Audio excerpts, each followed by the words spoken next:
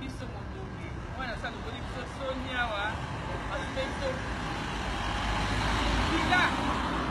nini zalika wa villa nini complet de 5 chambres et garage et place de et parawa nini donc on commence à bâtir ça nani ngodi ce soir on a besoin d'être eh opi wale ah nazoki tanga aza esengo te wala obenaka aliaka makambo esama te na alia naotya na caméra na yo laxoir dandi asombeli biso donc villa yango donc 5 chambres 2 salles de bain tozoya batravaux donc surprise asali biso awa toza na vertige awa na bajana jana okufaka awa ntango koma mobangi na mwa nzete neka awa nyonso mwene lopango 2 salles de bain 2 nini donc 2 garages donc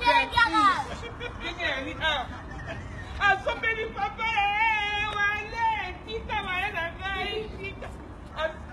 wale mwana mpasi wale kale toloba wale yamba alaki pongi te ayaki surprise azwi pongi te asali vraimen de resort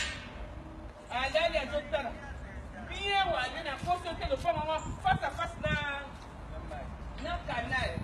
tondolueka babato waye toyebwe ya biso moya bamongo